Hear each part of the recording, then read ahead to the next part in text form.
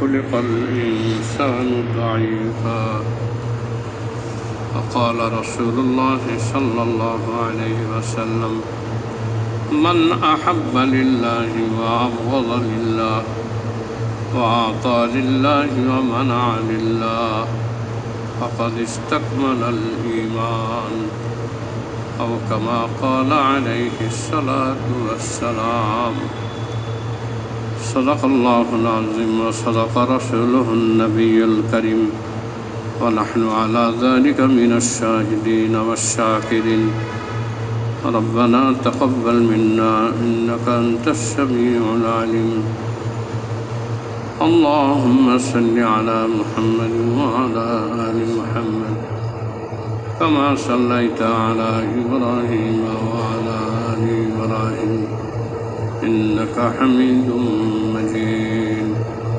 اللهم بارك على محمد وعلى آل محمد كما باركت على إبراهيم وعلى آل إبراهيم إنك حميد مجيد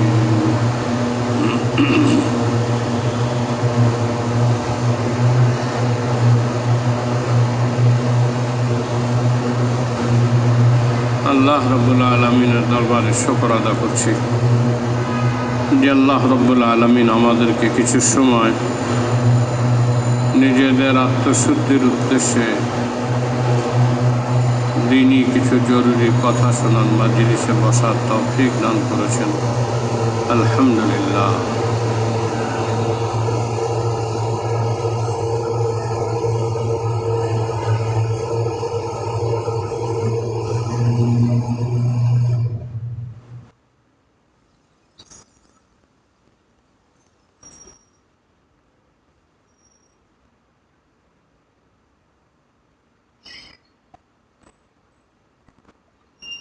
আল্লাহ রাব্বুল আলামিন মানুষকে আমাদেরকে আল্লাহ সৃষ্টি করেছেন, মানুষকে যে সৃষ্টি করেছেন কিছু নকশ, কিছু ত্রুটি দিয়ে। হয়তোবা কোনো সময় বলেছি যে আল্লাহ পাক মানুষের মধ্যে কিছু ত্রুটি এরকম দিয়েছেন ফিতরাতান। আল্লাহ বলেন খুলিকাল ইনসানু দাঈফা, মানুষকে খুব দুর্বল করে সৃষ্টি করা হয়েছে। অন্যান্য অনেক প্রাণী আছে, সেই সবের তুলনায় মানুষ কিচ্ছুই না, কোনো শক্তিই রাখে না, খুব দুর্বল। একটা হাতি যদি ধেয়ে আসে আপনার দিকে, আপনাকে তাড়া করে, হাতির সাথে দৌড়াতে পারবেন না। মনে করবেন না যে বিশাল বপু, অনেক বড় দেহের অধিকারী, ও দৌড়াইতে পারে না। হাতি মারাত্মক জোরে দৌড়ায়।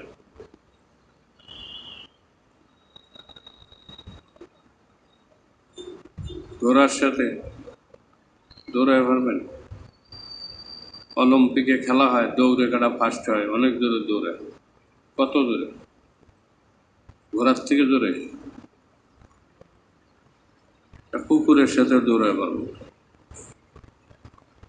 একটা হরিণের সাথে দৌড়ায় পারবো। খুলিকাল ইনসানু দাঈফা, আল্লাহ মানুষকে খুব দুর্বল করে সৃষ্টি করেছে। আর একটা ত্রুটি মানুষের আছে, খুলিকাল ইনসানু আজুলা, মানুষ ত্বরাপ্রবণ, সব কিছু তাড়াতাড়ি চায়, খুব তাড়াতাড়ি।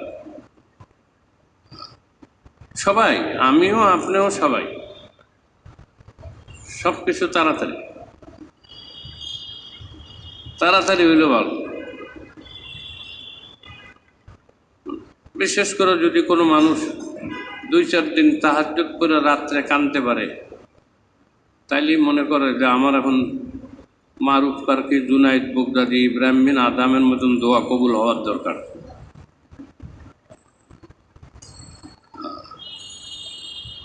আমি এখন যা কমো এটাই বাস্তবায়িত হবে।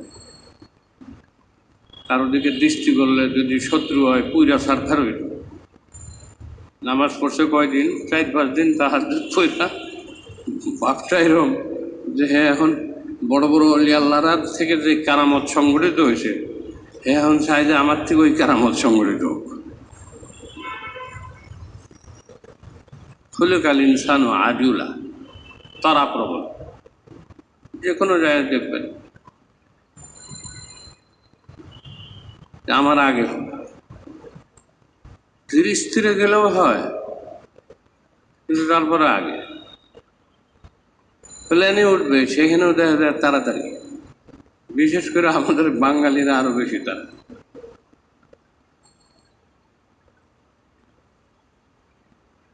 সব কিছু আছে, আপনার লিস্ট আছে, আপনার টিকিট আছে, আপনার বোর্ডিং কার্ড পাইছেন, এখন আপনাকে তো নিয়ে যাবেই।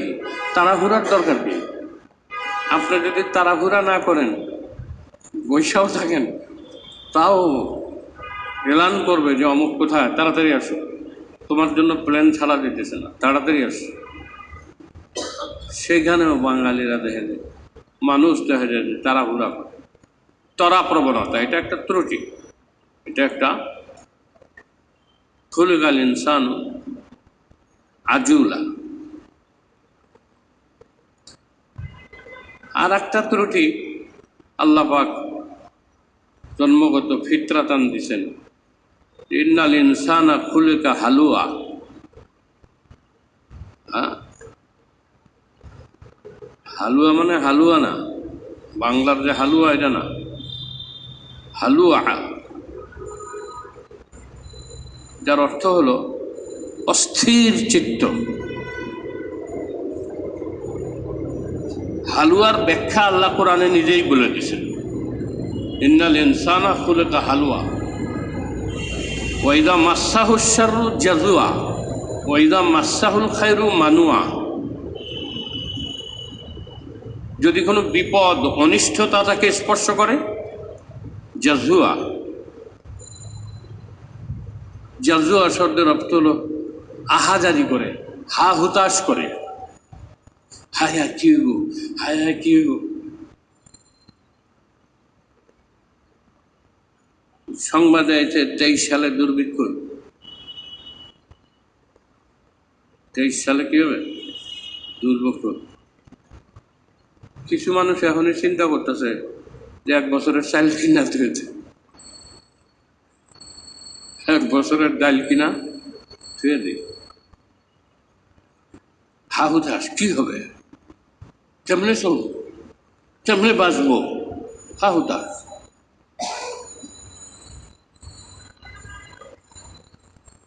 ইদা মাসাহুল খায়র শাররু জাজুয়া, হা হুতাশ করে, একটুতেই হা হুতাশ করে, কি হবে, কিভাবে বাঁচবো, কি হবে, সর্বনাশ হয়ে গেল, আমার আর উপায় নাই, কি করব, মাথায় হাত দিয়ে বসে। এটার বলে হালুয়া। আর ওয়াইদা মাসাহুল খায়রু মানুয়া, আর যখন অনিষ্টতা নয় বরং স্বাচ্ছন্দ্য সচ্ছলতা আসে, কিপটা হয়ে যায়। কি হয়ে যায়? কিপটা। কিপটা লোক কাউরে দেয় না গেল,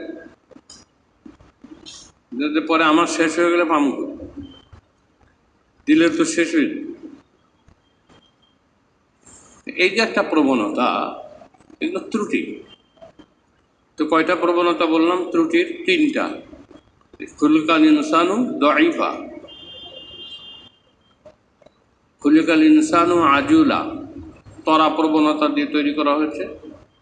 আর খুলিকাল ইনসানু ইন্নাল ইনসানা খুলিকা হালুয়া, অস্থির চিত্ত দিয়ে মানুষকে তৈরি করা। নবীর সাথে আছে, নবী বলছে, আল্লাহ ওয়াদা করছে আমাদেরকে, আল্লাহ ফেরাউন থেকে বাঁচাবেন। চলো, এখন সামনে নদী ভরেছে, নদী মানে সাগর, 6.5 লক্ষ বনি ইসরাইল। ওই নবী সাহেব, ইন্নালা মুদ্রাকুন, আমরা তো ধরা পড়ে গেলাম, পিছনে ফেরাউন বাহিনী আইতেছে, সামনে সমুদ্র, যাবেন কই? মানলেন তো আমাদের শেষমেশ, হয় দরিয়াতে মারবেন, আর লোনে ফেরাউন বাহিনী আমাদের কচু কাটা করবে। এরকম বিপদের মধ্যে আইনা ফালাইলেন আপনি, আপনার কথা মান্য তো বলি করছি দেখা একজন একরকম মন্তব্য শুরু করল। মুসা আলাইহিস সালাম কি বললেন? ইন্না মাইয়া রাব্বি সায়াহদিন। এত অস্থির চিত্ত হয়েও না, আল্লাহ আমাদের সাথে আছেন, তিনি আমাদের পথ দেখাবেন। নবীদের ভিন্ন, সাধারণ মানুষ আর নবী ভিন্ন। যুদ্ধের ময়দানে সব পলায় গেছে, নবী আলাইহিস সালাম আহত হইয়া গর্তে পড়ে গেছে।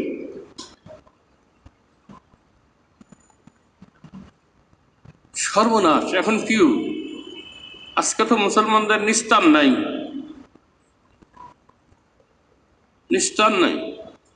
স্বয়ং নবী যিনি আমাদের সাফল্যর বিজয়ের ওয়াদা করেন, সেই নবী স্বয়ং আহত হইয়া গর্তে পড়েছে।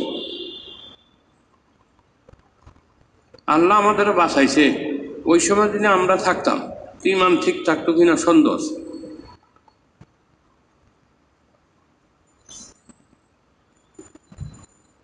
কিন্তু আল্লাহ পাক আবার সাহাবীদের অন্তরকে জমায়ে দিয়েছেন, আবার সাহাবীরা ঘুরে দাঁড়িয়েছেন, যার ফলে উহুদের যুদ্ধে দ্বিতীয় স্টেপে মুসলমানদের আবার, তৃতীয় স্তরে আবার মুসলমানদের বিজয় হয়েছে। উহুদের যুদ্ধের তিনটা স্টেজ, তিনটা স্তর। প্রথম স্তরে মুসলমানরা বিজয়ী হয়েছে, কিন্তু দ্বিতীয় স্তরে মুসলমানরা পরাজিত হয়েছে, এমনকি নবী আলাইহিস সালাম স্বয়ং আহত হইয়া গর্তের মধ্যে পড়েছে। তৃতীয় স্তরে আল্লাহ পাক আবার মুসলমানদের বিজয় দান করছেন। এমন বিজয় দান করছেন যে মুসলমানরা বহু দূর পর্যন্ত আবু সুফিয়ান রাদিয়াল্লাহু তাআলা আনহুর বাহিনীকে পিছের থেকে ধাওয়া করছে, ওদের বহু দূরে তাড়ায় দিয়েছে, আর সাহস পাবে না ফেরত। তো মুহূর্তের মধ্যে কি করে? তিনটা দোষ মানুষের। আর আল্লাহ পাক আরো দুইটা সিফত লাগাইছে, যে মানুষ জাহেল, ইন্নাল ইনসানা ওয়া কানাল ইনসানু যালুমান জাহুলা। দুইটা আল্লাহ পাক দোষ বর্ণনা করছেন মানুষের। একটা হলো জলুমান মানে অত্যাচারী, জাহুলান মূর্খ। খুঁজে খুঁজে দেখা যায় যে স্বয়ং কোরআন মজিদে আল্লাহ রাব্বুল আলামিন মানুষের 5টা ত্রুটি উল্লেখ করছে।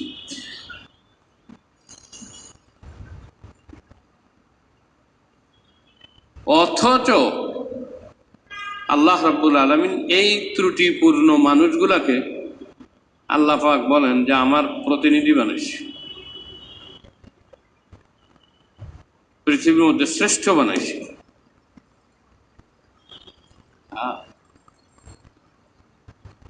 দেখেন, বিশাল বিশাল অজগর, বিশাল হাতি, কত বড় প্রাণী, গন্ডার, মারাত্মক প্রাণী, হ্যাঁ, এগুলো মানুষ নিজের কবজায় রাখে, এমনকি বাঘ, ভাল্লুক, সিংহকে পর্যন্ত। দুবাইয়ে অনেক শায়েখ আছে, শেখ আর কি আরবি, দুবাইয়ে ওদের ড্রয়িং রুমে বাঘ আছে, সত্যিকারের বাঘ। ওদের আলাদা জায়গা আছে, রুম আছে, বাঘ থাকে। বাঘ যেটা শুনলে আমাদের ডর করে, অথচ সেই বাঘ রাখছে, সত্যিকারের বাঘ, পালা পোষা বাঘ, এটি হামলা করে না। বাঘ কি হামলা না করার মানুষ, না করার প্রাণী? হেডিরে পোষ মানায় আছে, কিরম ক্ষমতা! একটা বড় হাতি, কত বড় হাতি, সুর দিয়ে একটা বাড়ি দিলে 2, 4, 5, 10টা মানুষ পড়ে যাবো। অথচ সেই হাতি লইয়া এমন পোষ মানাইছে, দোকানে দোকানে টাকা উঠায়। দেখছেন? 5 টাকা দিব, নেয় না। কয়েন দিব, নেয় না হাতি। কমপক্ষে 10 টাকা দিতে হবে। এই 10 টাকা দিলে সুর দিয়া 10 টাকা ধইরা উপরে যে মানুষ বয়ে রয়েছে সহিস না কি বলে, এর কাছে নিয়ে দেয়, এ 10 টাকা পকেট হাতের নিয়ে কামাই করতেছে। কোথায় মানুষ? যদি খালি সুর দিয়ে পেশা একটা পায়ের নিচে তুললে যদি একটা দাতা দেয়, পেট তো ফাটবো, আরো যা কিছু আছে সব ফাটিয়ে দেব। কি কন?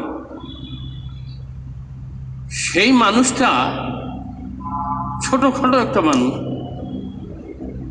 হাতের উপরে বইয়া, হ্যাঁ হাতের দিয়ে 1 টাকা কালেকশন, 5 টাকা দিলে নেয় না, এটা শিখাইছে।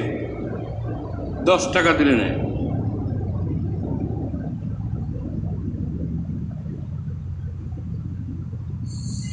আল্লাহু আকবার। জঙ্গলি হাতি এটিরে বন্দি করে মানুষ। বিশাল বিশাল আজদাহা অজগর এটিরে ধরে, বাঘ ভাল্লুক এটিরে ধরে ধৈরা পোষ মানায়, বাধ্য করে।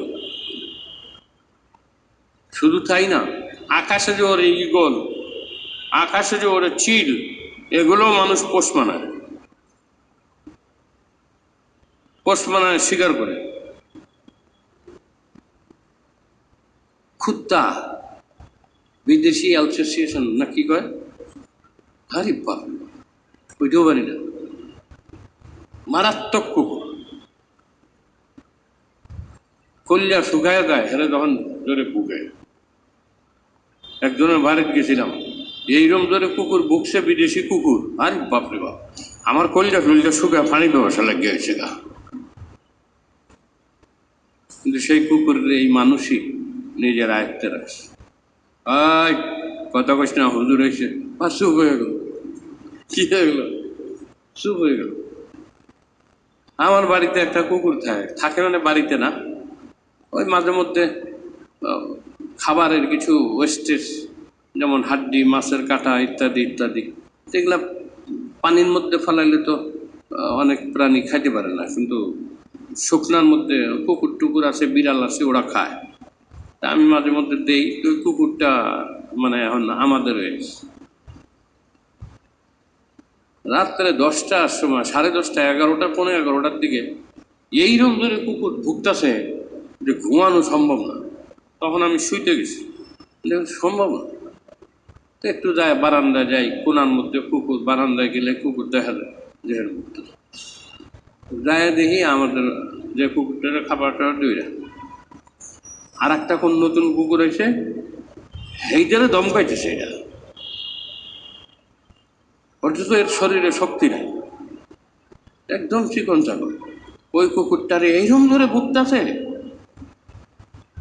মনে ওর কথা হইলো, এটা আমার মালিকের বাড়ি, এখানে মাতবরি করবি, ফাড়া গেল বাপসাপটা, এইরকম খুব দম খাইতেছে। আমি যা মসজিদে বই করতেছি, আমি আশ্চর্য হয়ে গেছি। আল্লাহর কি ক্ষুদ্র, একটু 2টা কাঁটা দেই, 2টা হাড্ডি দেই, আমি এসে পড়ছে, বুখারি ছাড়া এসে পড়ছে। আরে একটা কুত্তা, 2টা কাঁটা দেই, 2টা হাড্ডি দেই,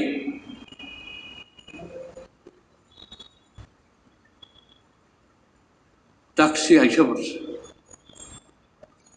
আর যে আল্লাহ আমাদের বানাইছে, জন্মের পর থেকে কত খাবার, কত সুস্বাদু খাদ্য আল্লাহ দিছে, তারপরে সেই আল্লাহর আনুগত্য নেই। এর চেয়ে আফসোসের আর কি? তা আমি বলতেছিলাম যে আল্লাহ পাক মানুষকে কিছু ত্রুটি দিছে। গবেষণা করে দেখা গেছে যে ত্রুটিগুলো আল্লাহ মানুষকে কেন দিলেন, দিয়া এটা বুঝাইলেন যে এই ত্রুটি থাকা সত্ত্বেও মানুষ এইরকম শক্তিশালী, এইরকম কাজ পারে যেটা পৃথিবীর কোনো মাখলুক পারে না। হাদিসে নবী আলাইহিস সালাম বলেন, আল ইনসানু মাআদিন কা মাআদিনিদ যাহাবি ওয়াল ফিদ্দাহ খিয়ারুকুম ফিল ইসলাম খিয়ারুকুম ফিল জাহিলিয়া ওয়া খিয়ারুকুম ফিল ইসলাম। মানুষ হলো স্বর্ণরূপার খনি। তো স্বর্ণরূপা বলার অর্থ হলো যে মানুষ দুনিয়াতে সবচেয়ে দামি জিনিস স্বর্ণরূপাই বুঝে। স্বর্ণ চাঁদি এটাকেই মানুষ সাধারণভাবে কি বুঝে? দামি বুঝে, আমভাবে, ব্যাপকভাবে। আর সাধারণ মানুষ এটা ছাড়া অন্য কিছু অনেক সময় বুঝে না। তার ডায়মন্ড বুঝাইতে পারবেন না, তার চুন্নি পান্না বুঝাইতে পারবেন না। এটা কি? একটা পাথর, পাথর আবার এত দাম হয় না, মানবই না। ও তো জানে না, ওর কাছে বড় হলো স্বর্ণ চাঁদি। পৃথিবীতে দামি জিনিস যদি থাকে স্বর্ণরূপা। যেহেতু আমভাবে মানুষ স্বর্ণরূপাকে দামি ভাবে, এই জন্য আমার রাসূল সাল্লাল্লাহু আলাইহি সাল্লাম মানুষের মূল্য বুঝাইতে গিয়া স্বর্ণ চাঁদের উল্লেখ করছেন। বলছেন মানুষ হলো স্বর্ণরূপার খনি। অর্থাৎ স্বর্ণরূপার খনি মানে এনে হাকিকি অর্থ না, মাজাজ রূপক অর্থ। স্বর্ণ চাঁদির খনিতে স্বর্ণ চাঁদির যেভাবে থাকে, এই মানুষের ভিতরে স্বর্ণে চাঁদের চেয়েও দামি জিনিস মানুষের ভিতরে আসে। স্বর্ণে চাঁদির চেয়েও বেশি জিনিস মানুষের ভিতরে, এগুলোকে স্বর্ণ চাঁদির চেয়েও বেশি দামি বলা হয়েছে। তার মধ্যে একটা হলো আনুগত্য। আনুগত্য, এই যে একটু আগে কুকুরের আনুগত্য বললাম, ঘোড়ার আনুগত্য, পালা পশু পাখি হিংস্র প্রাণীও আনুগত্য পোষণ করে, এরা আনুগত্য করে। কিন্তু মানুষের চেয়ে আনুগত্য প্রকাশ পৃথিবীতে কোনো মাখলুক করতে পারে না, এমনকি ফেরেশতাও না। ফেরেশতাও না, মানুষের মতো আনুগত্য কেউ করতে পারে, ফেরেশতাও পারে না।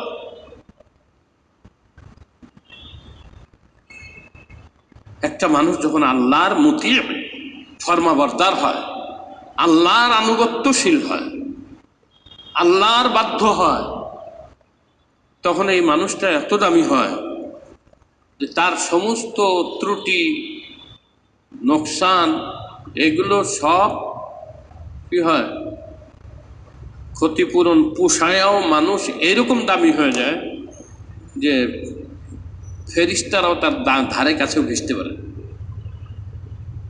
যেমন আনুগত্য, আনুগত্যে ফেরেশতাদের বানাইছেই আল্লাহ আনুগত্য, ওরা আল্লাহর অবাধ্য হইতেই পারে না, আল্লাহর অবাধ্য হইতেই পারে না। আল্লাহ কোরআনে কারিমে বলছেন, লা ইয়াসুনাল্লাহ মা আমারহুম ওয়া ইয়াফআলুনা মা ইউমারুন। আল্লাহ যা হুকুম করেন সেটাই করে, এবং আল্লাহর অবাধ্য কখনো ফেরেশতারা হয় না। যা বলেন আল্লাহ তাই। যদি ফেরেশতাকে বলেন সারা রাত দাঁড়ায় সুবহানাল্লাহ করতে থাকবি, দিন রাত 24 ঘন্টা তুই দাঁড়ায় এই আমল করছিস, তো ওরা এই আমলই করতেছে। হাদিসে আছে, নবী আলাইহিস সালাম বলছেন, আকাশে কিছু ফেরেশতা এরকম আছে আল্লাহ পাক যাদেরকে কিয়াম অবস্থায় রাখছেন, রুকু অবস্থায় রাখছেন সৃষ্টির পর থেকে।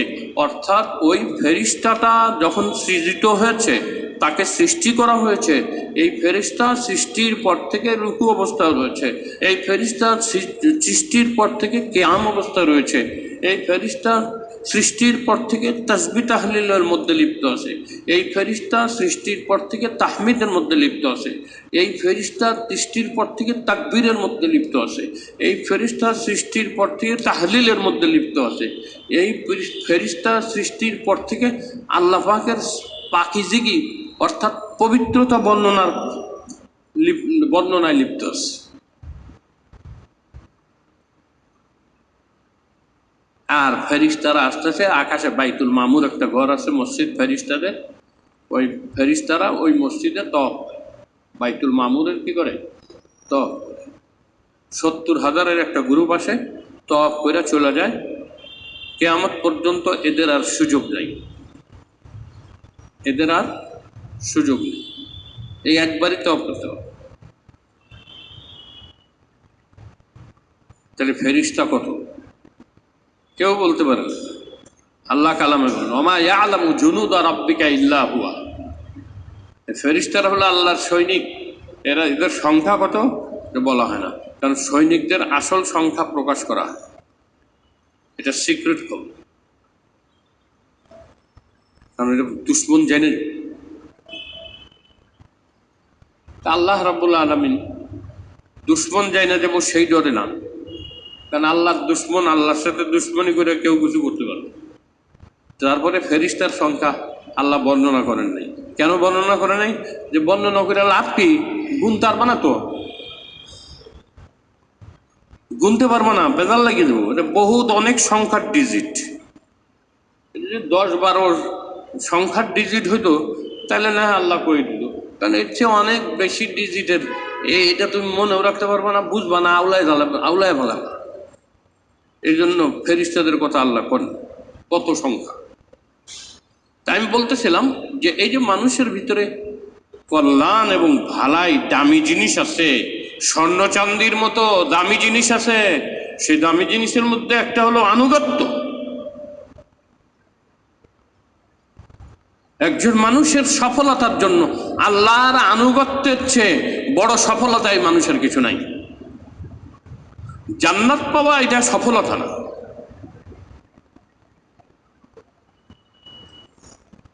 আসল সফলতা না।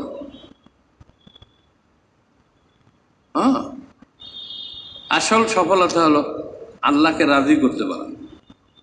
এই জন্য ইব্রাহিম বিন আদম বলছেন, আল্লাহকে যদি আমি রাজি করতে পারি আর আল্লাহ যদি রাজি হয়, তা আমার যদি কয় যে জাহান্নামে যা, তাহলে আমি খুশি হয়ে যাব,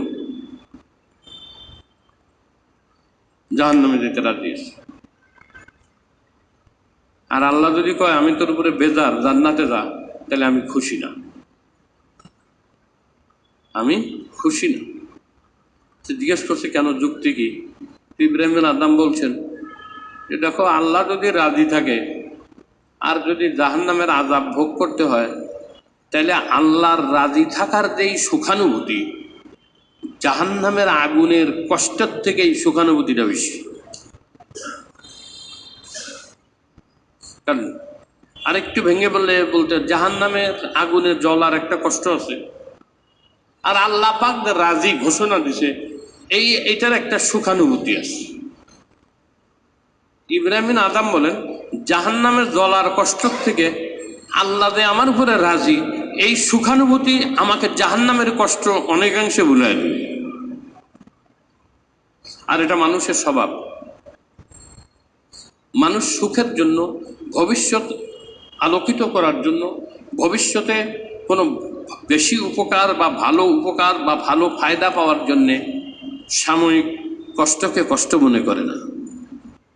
কি করে না? কষ্টকে কষ্ট মনে করে না।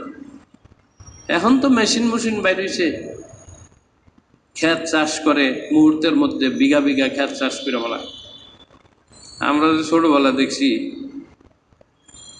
একটা ক্ষেত চাষ করা কি কষ্ট, এই ঝড় বৃষ্টি, কিন্তু তার মধ্যেও দেখা যায় যে কৃষক সকালে গেছে এক বল পান্তা খাইয়া।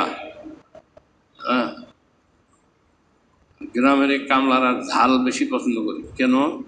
আসলে তো খুব মজার কারণে পছন্দ করে তা না, ঝাল খাইলে শরীরের ভিতর থেকে যে কি বলে একটা উদ্যম এনার্জি লস, এই এনার্জি লসটা নষ্ট হয়ে যায়, তার মানে এনার্জি ডেভেলপ করে। ঝাল আপনি খায় দেখেন, আপনার আগে যে মনে করেন যে শরীর ম্যাজ করতেছে, অলসতা লাগতেছে, কাহিল লাগতেছে, আপনি একটা মরিচ খাওয়াই দেন তারে, দেখেন তারপরে কি হয়। এই অলসতা যদি খাহে, তারপরে আমার নাম পাল্টায় তুই। বিশ্বাস না হয় করে দেখেন, আপনার শরীর ম্যাজ করতেছে, অলসতা লাগতেছে, কোনো কিছু করতে মন চাইতেছে না, এই সময় আপনি একটা মরিচ খেয়ে দিন, একটা না 2-1 কামড় খেয়ে দেখেন। আর কামরাঙা মরিচ আছে, যদি ওটা অল্প একটু খালি ছিঁড়া গায়ে মুখে দিয়ে দিন, দেখেন যে আপনার অলসতা, মেজ ভাব, এই সব গেছে গা, আপনার জোগান হয়ে গেছেন তাগড়া। এই জন্য কৃষকরা, ফার্মাররা সকালে মরিচ দিয়া পান্তা ভাত খায়, পেঁয়াজ দিয়া। এইটা খাইলে ওদের তাড়াতাড়ি পেটও ভরে, অন্যদিকে সময় ওদের নষ্ট হয় না। এটি খায়া ঝড় বৃষ্টি থাকলেও নাঙ্গল কাদুলিয়ে যায়, আর এই বৃষ্টির মধ্যে চাষ করে। শীতের মধ্যে দেখা যায় যে লাঙ্গল জোয়াল নিয়ে চলে গেছে মাঠে। আমরা শীতে থরটা কাঁপতাছি, হ্যাঁ ঠিকই বাইরে হয়ে গেছে। এটা তার মনে করেন কষ্ট না, হের কি মনে হচ্ছে এরকম করতে না, কিন্তু একটা ফিউচার আছে, একটা ফিউচার। সেই ফিউচারটা কি, এই ক্ষেতে যখন ধান ফলবে, ফলন ভালো হবে, যখন ধান পাকবে, ক্ষেতটা যখন পাকা ধানে ভরে যাবে, স্বর্ণালী কালার আসবে, তখন এই ক্ষেতটা দেখা কৃষকের সমস্ত কষ্ট বললা যায়। ঠিক না কিছু?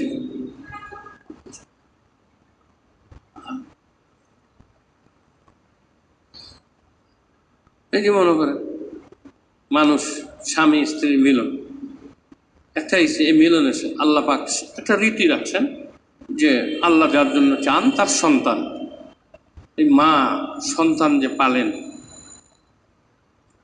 9 মাস, 9.5 মাস, 10 মাস, হ্যাঁ 8 মাস, 8.5 মাস, এরকম একজনের একরকম পালতে হয় না? এই যে পেটে নিয়ে মা যে চলেন, কি কষ্ট যে হয় এটা মা জানে, ওইটা বাপ করতে পারবো না। আর মাও এমন ব্যাপার যে ওইটা ভাষায় প্রকাশ করতে পারবে না। এই কষ্ট শুধু মাই বুঝবে, আর কেউ বুঝবে না। তখন মনে মনে হয় এই কাম আর করতাম না, স্বামীর লগে আর শুইতামি না, এই কষ্ট।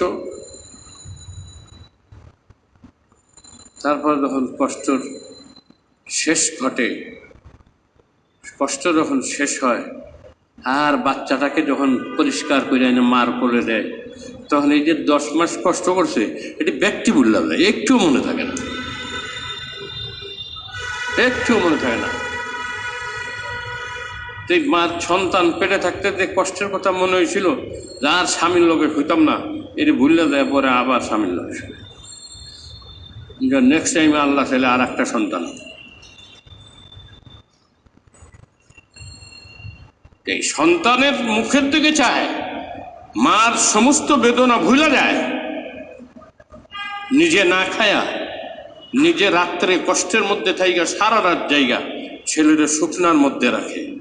এই যে মা করে কি জন্য? মনের শান্তি, তৃপ্তি, আমার ছেলে, আমার ছেলে।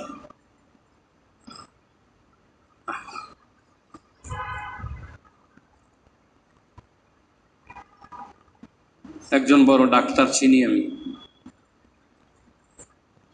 মার খুব খেদমত করে। তা আমি একদিন তারে বলছি যে যেহেতু আমার ছোট আর আমি আগের থেকে চিনি, এই জন্য তুমি করে বলি। তুমি তো কামাল করে নিছো, তুমি তো জান্নাত প্রায় কিনেই নিলা আল্লাহর কাছ থেকে, মার এত সেবা করো। চোখের পানি ভরে গেছে, চোখ দিয়ে পানি এসে, এই কথা কইছি আবেগে চোখের পানি এসে। হুজুর কি করবো, আমরা গরিব মানুষ, গাছের একটা কলা, কোনো সময় যদি একটা গাবি টাবি থাকছে দুধ, এই দিয়ে আম্মা খাপ্পা খায় নাই, এই দুধ বেচা, গাছের কলা বেচা, মুরগি হাঁসের ডিম বেচা আব্বা আম্মা আমার পড়াইছে। আমি ডাক্তার বেশি, এই মা বাপরে আমি যদি সুখী না দিতে পারি, এই মা বাপরে আমি যদি আনন্দই দিতে না পারি, তাহলে আমার মা বাপরে তো কষ্ট করলো কেন? আমি ডাক্তার হইয়া কি করলাম? আমি হারে, তুমি একজন ডাক্তার, আলেম না, তুমি অনেক আলেম থেকে ভালো। অনেক আলেম আছে, আলেম হইয়াও মা বাপরে সেবা করো। অথচ আল্লাহর নবী বলছেন মা বাপ হলো তোমার জান্নাত জাহান্নাম। মা বাপরে শশী করে জান্নাত খরিদ করতে পারো, আর মা বাপরে বেজার করে জাহান্নামও খরিদ করতে পারো। এখন কোনটা করবা তুমি দেখো।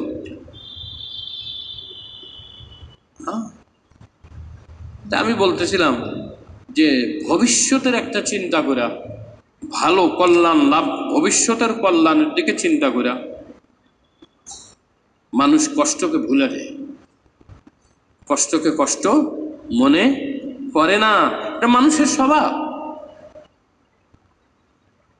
কাজে আল্লাহ পাকের আনুগত্য, পৃথিবীর যত মানুষ, যত ফেরেশতা, যত জীব করে, মানুষের থেকে বেশি আনুগত্য এই জন্য করতে পারে না যে ওইসব প্রাণী তো আনুগত্যের জন্য সৃষ্টিই হয়েছে।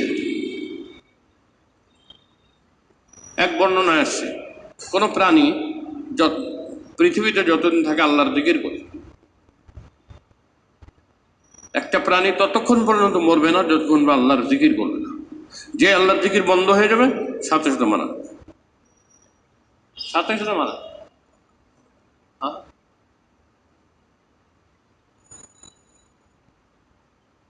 আরে ওরা আল্লাহর জিকির করার জন্য, আল্লাহর স্মরণ করার জন্য। একসময় আমি আপনাদের কাছে বলছি, অত তো ওরা জানা যায় না, প্রাণীবিদরা অনুসন্ধান করে হায়াতুল হায়ানের মধ্যে লিখছে, ইমাম গাজালি সাহেবও এহিয়াউল উলুমুদ্দিনের ভিতরে লিখছে যে কোন প্রাণী আওয়াজ যে করে কি আসলে কি বলে। প্রত্যেক প্রাণী ওয়াইম মিন শাইইন ইল্লা ইউসাব্বিহু বিহামদি, আসমান আর জমিনের ভিতরে যত সৃষ্টি আমরা দেখি সবাই আল্লাহর তাসবিহ তাহলিল করে। এজন্য তারা করতে বাধ্য। এটা তাদের হায়াত, এটা বন্ধ করলে মরে যাব। কিন্তু মানুষ যদি আল্লাহর জিকির করে মরবে না, বন্ধ করে মরবে না, তাকে একটা নির্ধারিত মেয়াদ দেওয়া হচ্ছে। তা আমি বলতেছিলাম, মানুষের ভিতরে যে দামি একটা জিনিস আছে, আল্লাহর নবী যে বলছেন মানুষ স্বর্ণরূপার খনি, তার মানে হলো স্বর্ণরূপা যেমন দামি, মানুষের ভিতরেও কতগুলো ত্রুটি থাকা সত্ত্বেও, এই যে 5টা ত্রুটি বললাম, এই ত্রুটি থাকা সত্ত্বেও মানুষের ভিতরে এমন কিছু গুণ আছে যে মানুষ সৃষ্টির সেরা হয়ে গেছে। তার মধ্যে একটা হলো আনুগত্য, একটা হলো কি ফেরেশতারাও মানুষের মতো আনুগত্য করতে পারে। ফেরেশতাদের আনুগত্য ফিক্সড, রোবট। কিন্তু মানুষের আনুগত্য ফিক্সড না, তুমি অবাধ্য হইতে পারবা। ফেরেশতারা তো অবাধ্য হইতে পারবে না, অন্য কোনো সৃষ্টি জিকির ছাড়তেই পারবে না, ছাড়লেই মৃত্যু হবে। কিন্তু মানুষ এমন না, মানুষ রোবট না। আল্লাহর আনুগত্য তাকে করতেই হবে এরকম না, বিরোধিতাও করতে পারে। এই জন্য দুনিয়াতে দেখেন গালিও দেয়, ইসলামরে গালি দেয়, আমার নবীরে গালি দেয়, আল্লাহরে গালি দেয়, মুসলমানদের গালি দেয়, হ্যাঁ, মসজিদ ভাঙ্গালায়, কত কিছু করতেছেন।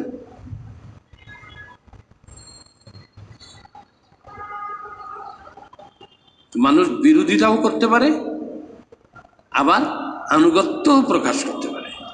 এখন বিরোধিতা করার শক্তি থাকা সত্ত্বেও বিরোধিতা না কইরা যদি আনুগত্যের জন্য মস্তক অবনত করে, এই আনুগত্য হলো দামি। এই আনুগত্য কি?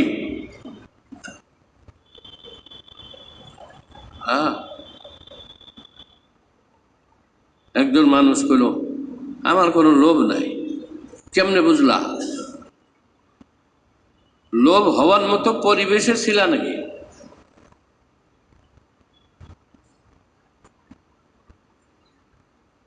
যে তুমি 1 লাখ টাকা, কোটি টাকা মাইরে দিতে পারো, এই জিনিসটা মাইরে দিতে পারো, ওই জিনিসটা নিতে পারো, এরকম কোনো পরিবেশ পাইছো নাকি?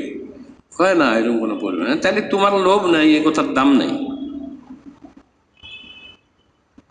এই কথার দাম নাই।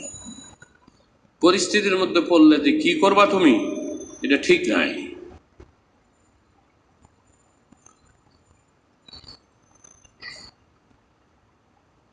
এই জন্য তো আল্লাহর কাছে দোয়া করি আমরা, বিশেষ করে আমি দোয়া করি, আল্লাহ আমার বেশি টাকা দিও না। মানুষ বেশি টাকা পাইলে ক্লাবে যায়, মানুষ বেশি টাকা পাইলে সিঙ্গাপুর যায়, এটা করে ওইটা করে, হোটেলে থাকে, দামি দামি হোটেলে থাকে, বারে যায়, মানুষের বউ লইয়া নাচে। আছে না? আমাদের দেশে না থাকতে পারে, আমি জানি না, নাই মনে হয়, আল্লাহ বাঁচাইছে আমাকে দেশে, কিন্তু বিদেশে আছে। স্বামী স্ত্রী একসাথে বাড়ি যায়, খাওয়ন দাওয়ান করে, ড্রিঙ্ক করে, পরে টুরে স্বামী আর একজনের বউ লইয়া নাচে, আর বউ আর একজনের স্বামীরে লইয়া নাচে। ঠিক করলাম না ঠিক করলাম? বউ স্বামী বউরে লইয়া নাচবো, বউ স্বামীরে লইয়া নাচবো, এটাই নাই। স্বামী যায় আর একজনের বউ লইয়া নাচতে হবে, আর এই বউ আর এক বেটার লইয়া নাচতে হবে। মিউজিক বাজতে থাকে আর নাচতে থাকে। আমি বলতে চাচ্ছি এই কথা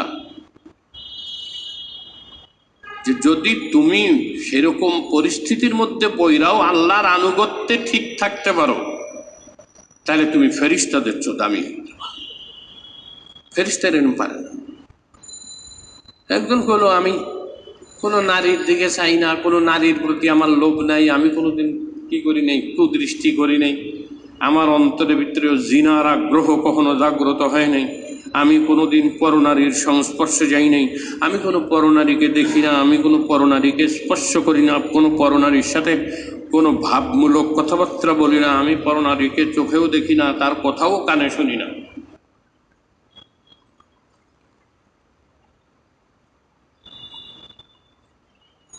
তাহলে সে কি খুব পুত পবিত্র হয়ে গেল? একটু।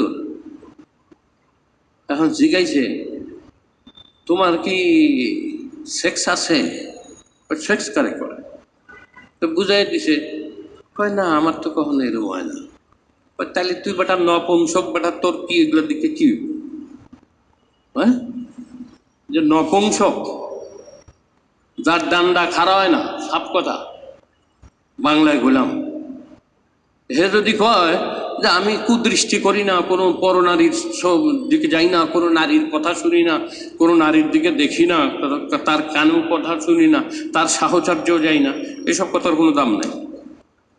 আর যার মধ্যে সেক্স আছে, চায়, তার মনে ইচ্ছা হয়, কিন্তু শুধু একটা কারণে, যে আমার রব বেদার হয়ে যাব, আমার স্রষ্টা, আমার সৃষ্টিকর্তা বেজার হয়ে যাব, শুধু এই কারণে সে ইফফত অবলম্বন করে।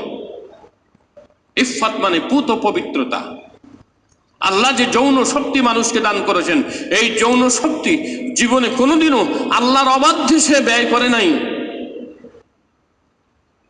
আল্লাহ রাব্বুল আলামিন তাকে ৯৯ জন শহীদের মর্যাদা দান, ৯৯ জন সিদ্দিকের মর্যাদা দান।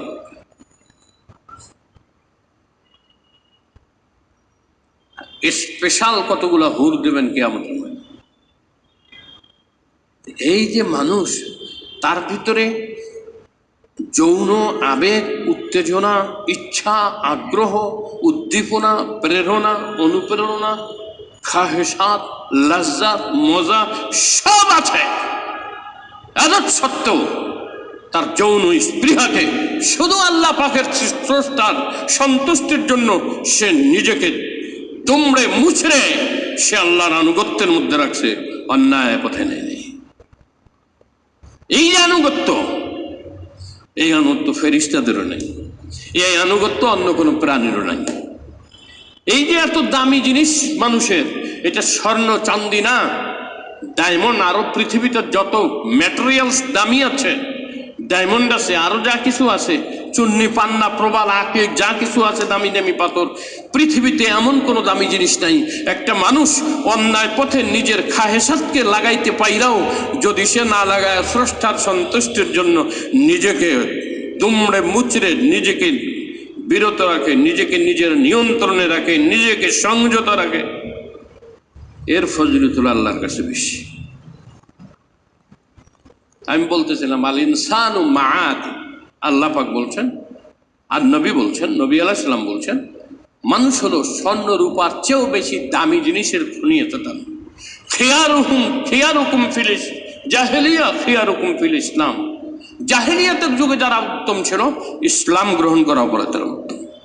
তার মানে আল্লাহ এই কথা বলতে চান যে জাহিলিয়াতের যুগে যদি কারো মধ্যে দানশীলতা থাকে, ইসলামের মধ্যেও তার দানশীলতা থাকে।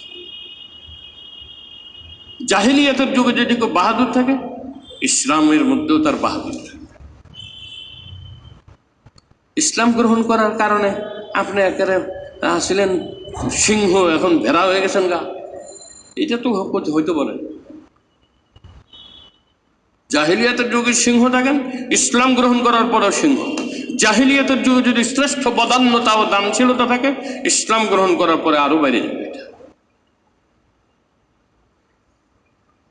দান করা, এটা আল্লাহর সিফত, সৃষ্টির সিফত না। আল্লাহু মুতি, আল্লাহ দেন।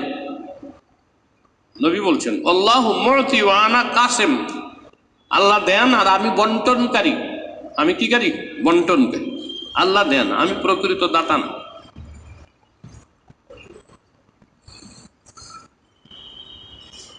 সৈয়দ আলী হাসান আলী নদভী লখনৌর নদওয়াতুল উলামাতে মুফাক্খির ইসলাম, ইসলামের একজন বড় ঐতিহাসিক, ভারতবর্ষের আবুল হাসান আলী নদভী দিল্লির বাদশার কাছে চিঠি লিখছেন একজনের সুপারিশ করে। চিঠির ভাষা কি জানেন? আল্লাহ। চিঠি লিখছেন সালামের পরে যে পত্রবাহককে আমি আপনার কাছে পাঠালাম, তার কোনো খেদমত বা চাকুরির প্রয়োজন। আপনি যদি চাকরি দেন তো মূলত দাতা হবেন আল্লাহ, আর আপনি হবেন কৃতজ্ঞতা পাওয়ার অধিকারী। চিঠির ভাষা দেখছেন?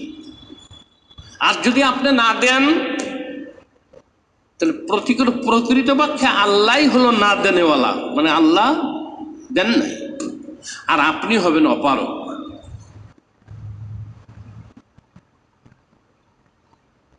চিঠির ভাষা। এই জন্য আমি জীবনে কোনো দিন আমার এই বয়সে কোনো কিছুর জন্য আমি এই কথা বলি নাই যে আমি এই কাজের জন্য প্রস্তুত।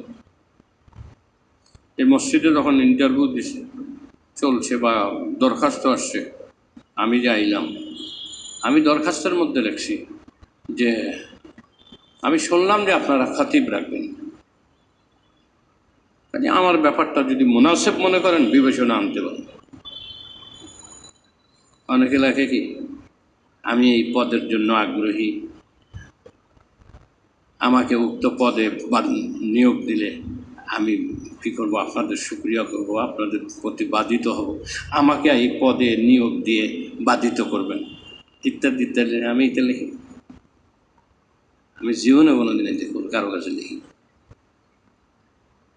আমি লিখছি শুনলাম খতিব নিবে, আমার ওস্তাদ আমাকে পাঠাইছে,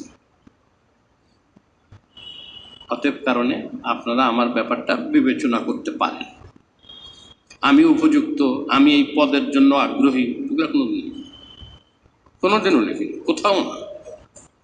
বিদেশে গেছি, চাকরি নিয়েই গেছি, মসজিদ মাদ্রাসার খেদমত তাবলিগি মার্কাজের মসজিদে ছিলাম, 2 বছর মার্কাজি মসজিদে ছিলাম, মাদ্রাসা পড়াইছি, ইমামতি করছি, খতিবি করছি, জামাত আসছে গেছে, আনেওয়ালা জামাতদের দেখাশোনা করছি, যে জামাত কোথাও যাইতে হয়েছে জামাতের রোক লিখছি, কোথায় যাবে কি অবস্থা এগুলো তদারকি করছি, আবার যে জামাত কোথাও গেছে তাদের খোঁজখবর নিয়েছি 2 বছর। আমি ওখানেও দরখাস্তের মধ্যে লিখিনি।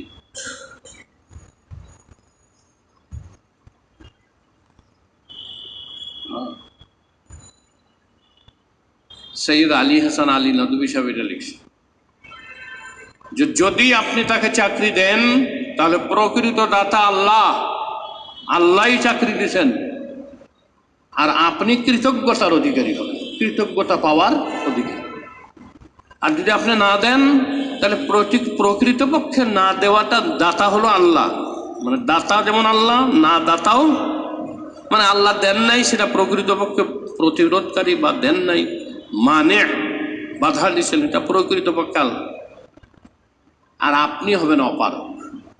দিলে কৃতজ্ঞতার পাত্র হবেন, আর না দিলে আপনাকে অপারক মনে করব।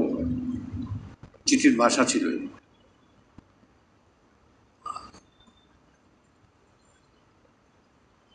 আল্লাহর জন্য, আমার স্রষ্টার জন্যে, আমার স্রষ্টার আনুগত্যের জন্যে, আমার স্রষ্টার বিরোধিতা না হয় এই জন্য আমি এই কাজটা করছি। এই মানসিকতা যখন আপনার ভিতরে তৈরি হয়ে যাবে, আল্লাহ নবী সার্টিফিকেট দিয়েছেন ফাকাদ ইস্তাকমালাল ঈমান, তোমার ঈমান পরিপূর্ণ হয়ে গেছে। তোমার ঈমান কি হয়েছে? এই কথাটাই নবী আলাইহিস সালাম হাদিসে বলছে।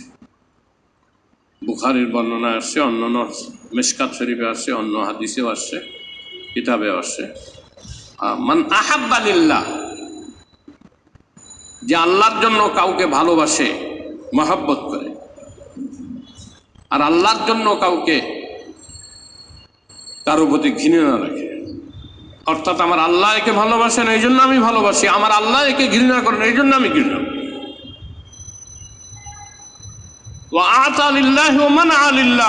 কাউকে কিছু দেয় সেটা আল্লাহর খুশির জন্য, যে দিন আল্লাহ খুশি হবে, আর কাউকে যদি কিছু না দেয় তো এই জন্য যে আমার আল্লাহ একে না দিলে খুশি হবে। এই টেন্ডেন্সি, এই মানসিকতা যদি আমার আপনার ভিতরে তৈরি না হয়, তাহলে আমাদের ইসলাহ হয়নি, আমাদের ইমানই পরিপূর্ণ হয়নি।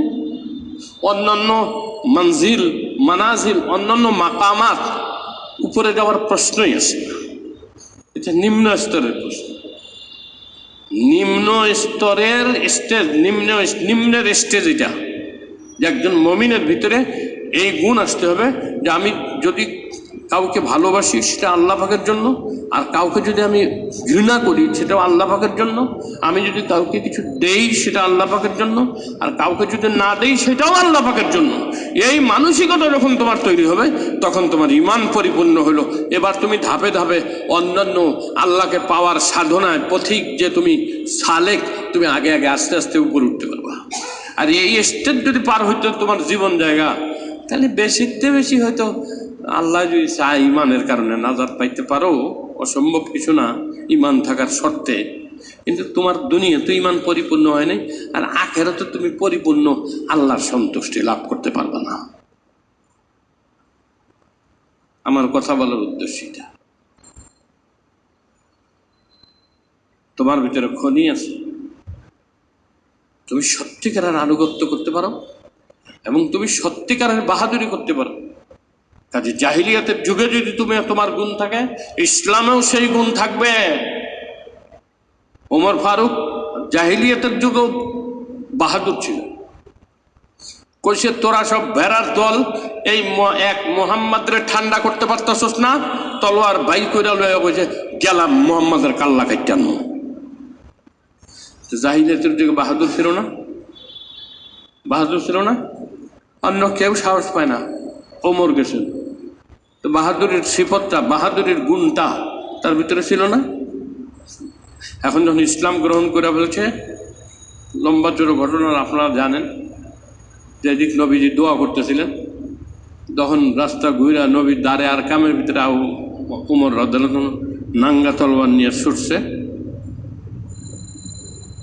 আমির হামজা বলে, মোহাম্মদ বাতিজা, তুমি খেলে আমারে পাও হুকুম দাও।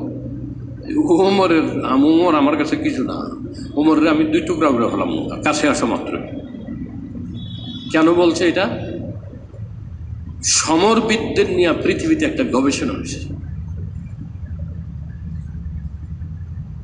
ইসলামী ব্যক্তিত্ব যারা সমর কুশলী ছিলেন, সমর বিদ্যায় কুশলী ছিলেন, এদের মধ্যে এক একটা বিষয়ে এক একটা অভিজ্ঞতা থাকে। কেউ তীর নিক্ষেপে, কেউ বর্ষা নিক্ষেপে, কেউ তলোয়ার পরিচালনায়, কেউ অন্য কোনোভাবে, কথা বলেন না, কেউ আছে কুস্তাকুস্তি, মল্লযুদ্ধে, একজনের একটা সিফত থাকে। তো হযরত আমির হামজা বলছেন, ভাতিজা, ইসলাম গ্রহণ করার পরে আর ভাতিজা বলে বলেন নাই, রাসূলুল্লাহ, ইয়া রাসূলুল্লাহ, ভাতিজা, ইয়া রাসূলুল্লাহ। ওমরকে আসতে দেন, ঘাবড়াবেন না, আমি হামজা আছি, ওমরের 2 টুকরা করে ফেলাম, যত বড় বাহাদুর থাক।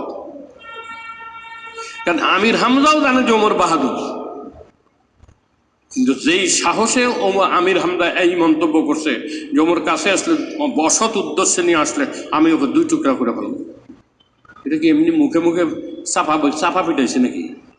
না, গবেষণা দেখা গেছে ইসলামী সমর কুশলী এবং সমরবিদদের মধ্যে আমির হামজা অন্যতম ছিলেন অসি চালনায়, তরবারি চালনায়। এবং এদের মধ্যে সবচেয়ে বেশি 2 জনের নাম করা অসি পরিচালনায়। যেমন ইসলামী সমরে অনেকেই বড় বড় সমরবিদ ছিলেন। গাজী সালাউদ্দিন আইয়ুবী ছিলেন, সুলতান আরতাগুল ছিলেন, হ্যাঁ, তারপরে রোমান এবার ওসমান সাম্রাজ্যে ওসমান ছিলেন, এরকম বড় বড় ছিলেন। মুখতার ছিলেন, যে নাকি হুসাইনকে হত্যার প্রত্যেকটা মানুষকে খুঁজা খুঁজা যারা ইমাম হুসাইনকে কারবালা প্রান্ত শহীদ করার ব্যাপারে যাদের সামান্যতম হাত ছিল, মুখতার এদেরকে খুঁজা খুঁজা টুকরা টুকরা করে কাটতে শেষ ইতিহাস দেয়। ওসি চালনায় ইসলামী ব্যক্তিত্বের মধ্যে পৃথিবীতে সর্বপ্রথম দুজনের নাম আসবে, একজন আমির হামজা আর একজন খালেদ বিন ওয়ালিদ। এই দুজনের উপরে কেউ নেই, যারা আছে বাকি সব ইসলামের ইতিহাসে এই দুজনের একটু হলেও নিচে। কারণ আমির হামজা জানে ওমর বাহাদুর হইতে পারে, কিন্তু ওসি চালনায় তরবারি চালনায় আমার চেয়ে দক্ষ নয়, এই জন্য বলছে।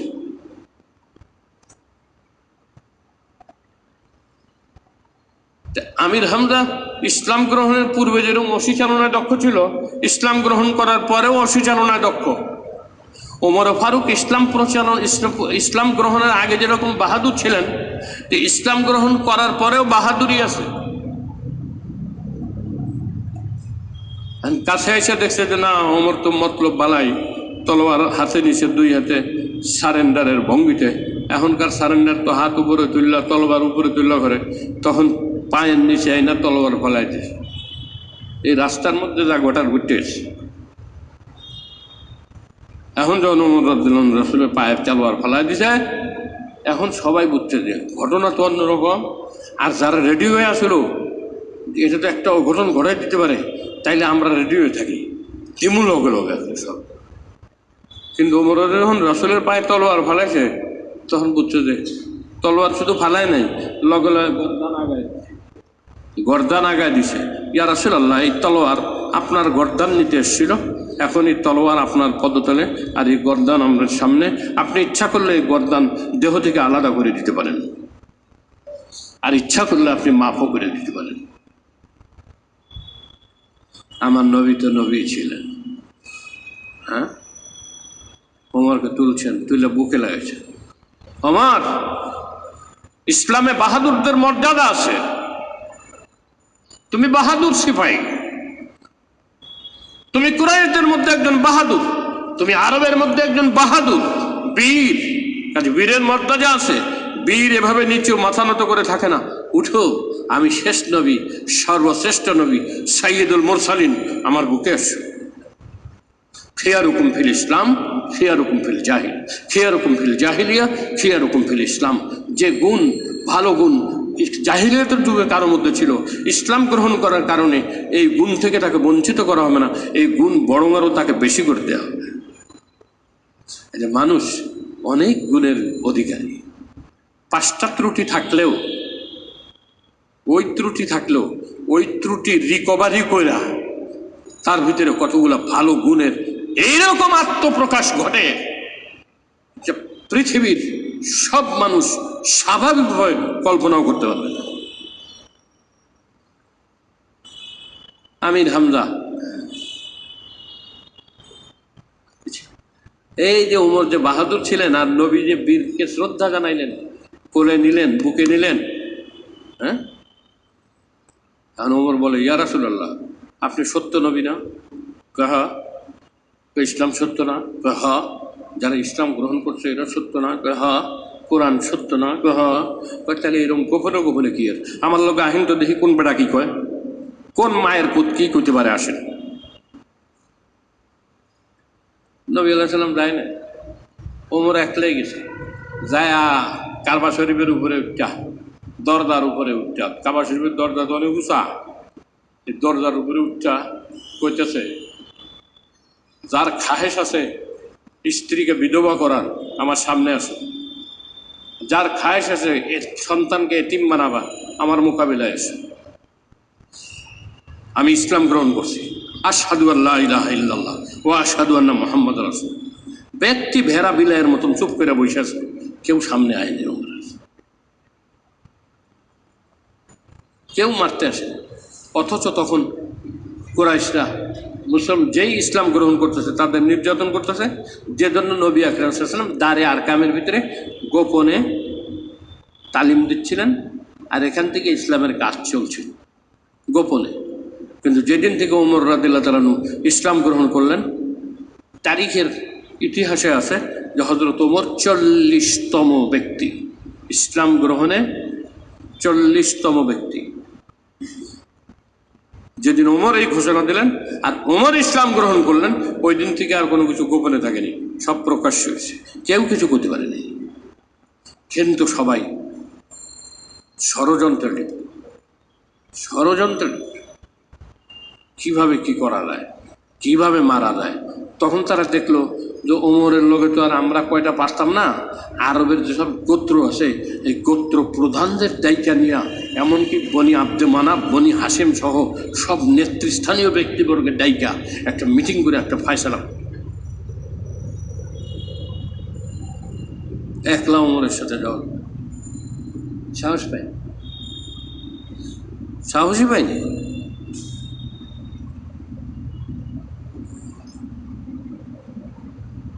কিয়ামতের দিন যখন আল্লাহ পাক ওমরকে সামনে দিবেন যে যাও আল্লাহ বিচারের জন্য বিচার কাজ শুরু করুক, আবু বকররে পাঠাইছি, এবার তুমি যাও। ওমর কান্দে, ইয়া রাসূলুল্লাহ, আমার জীবনের একটা অর্ধেকের বেশি সময় ইসলামের খেলাফ, এবং আমি আপনার কাল্লা কাটতে গেছিলাম, আমি কেমনে আল্লাহর সামনে যাই আজকে দাঁড়াবো, আমার এই সাহস নেই। না তোমার যাইতে হবে, যাও। তো ওমর যাই আর কি করবো, সেজদায় পড়া কান্না শুরু, সেজদায় পড়া কান্না শুরু করছে। তা আল্লাহ বলবেন, ওমর তুমি কান্দো কেন? তোমারও তো আমার হাবিব আমার থেকে চাইয়া নিছে, আমার হাবিব তোমাকে আমার থেকে চেয়ে নিয়েছে। আমার হাবিবের মুরাদ তুমি, তোমাকে আমি দিয়েছি, আমার হাবিবকে দিয়ে দিয়েছি, আর তুমি সারা জীবন আমার হাবিবের সাথে ছিল। কাজে আজকে আর তোমার ভয় পাওয়ার কিছু নেই, মাথা উঠাও, স্বাভাবিক হয়ে যাও, তোমরা সব মাগফুর। আমি পৃথিবীতে এলান করেছি তোমাদের উপরে আমি রাজি, কাজে এখন আর ঘাবড়াচ্ছ। আল ইনসানু মাআদিন, এই 5টা ত্রুটি থাকা সত্ত্বেও মানুষের ভিতরে সামান্যতম না শুধু, বরং অসামান্য অসাধারণ দামি জিনিস আছে। সেই দামি জিনিসটা কি? এক একটা সিফাত, গুণ। এই গুণের যখন একটা আত্মপ্রকাশ ঘটে, বহিঃপ্রকাশ ঘটে, তখন সারা পৃথিবীর গবেষণা হয়রান হয়ে যায় যে এই গুণের অধিকারী কিভাবে হল, কিভাবে এই গুণ, কিভাবে কিভাবে হয়, যেটা অন্য মানুষ বুঝবে না, বুঝবে না। সিজদায় পড়ে আদায় করা ফলে সব কিছু, সিজদায় পড়ে কেমনে হলো, সিজদায় পড়ে কেমনে ভাইলা, সিজদা করা কেমনে বাঁচলা, সিজদায়।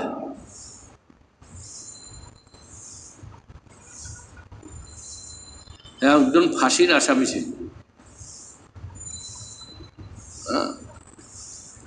লোয়ার কোর্টেও ফাঁসি হয়েছে, হাইকোর্টেও ফাঁসি হয়েছে।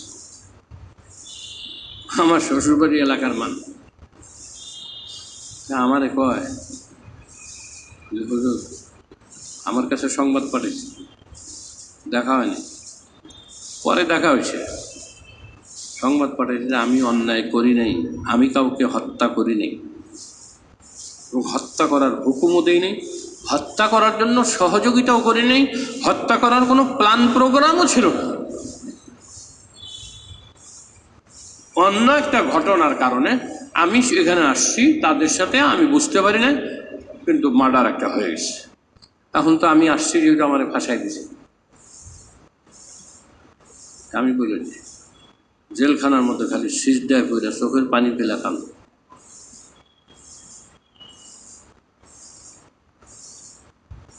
জেলখানার মধ্যে চোখের পানি ফেলা কান্দ, যদি আল্লাহ তোমার মঞ্জুর করে তো ফাঁসি হবে না, আর যদি ফাঁসি মঞ্জুর করে তাহলে শহীদ হয়ে যাবে। ফাঁসির কার্যকর হওয়ার আগে আল্লাহ তোমাকে পরলৌকিক জীবনের এমন দৃশ্য দেখাবে যে ফাঁসি তোমার জন্য কষ্টকর হবে না, আনন্দের বিষয় হবে।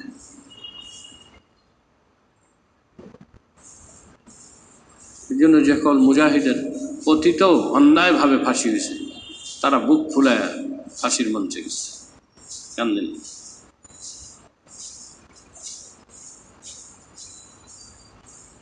আল্লাহ লাগে না, অতীতে বহুজনের ফাঁসি হয়েছে। মিশরের শহীদ কুতুবের শহীদ তাকে হত্যা করে ভারতবর্ষে 4000 আলেমকে গাছে লটকায় দিয়েছে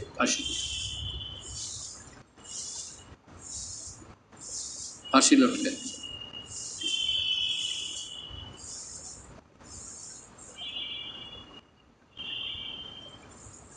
সে কলকাতা থেকে নিয়ে খায়বার পর্যন্ত, খায়বার একটা আফগানিস্তানের বর্ডারের একটা জায়গা আছে, ওই পর্যন্ত এখানে কোনো একটা রাস্তার, এটা মেন গ্র্যান্ড ট্রাং রোড,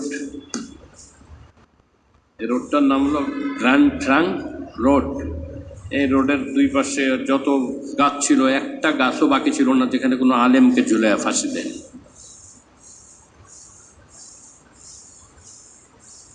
এই জন্য নবী আলাইহিস সালাম বলেছেন,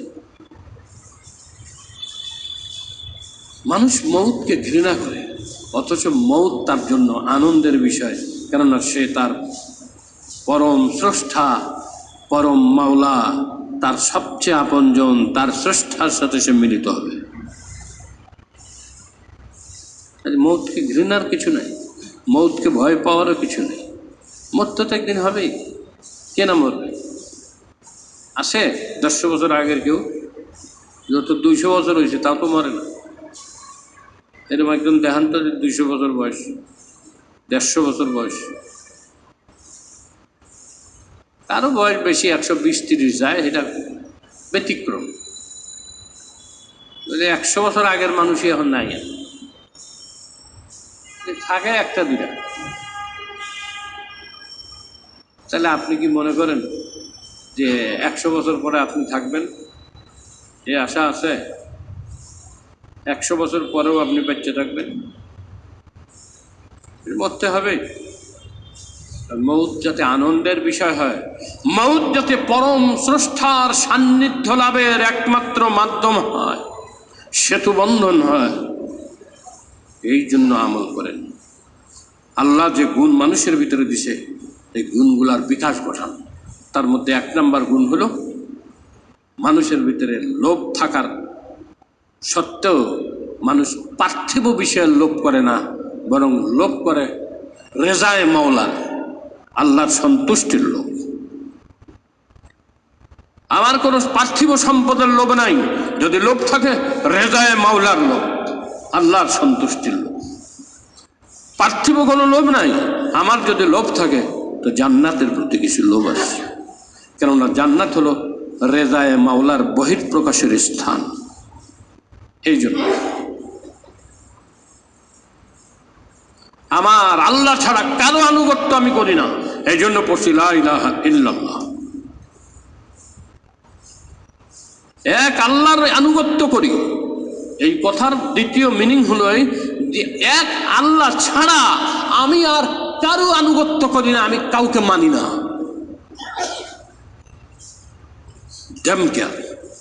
সমস্ত কিছু থেকে খালি এক জায়গায় যাইয়া মানছি, মাথা নত করিস।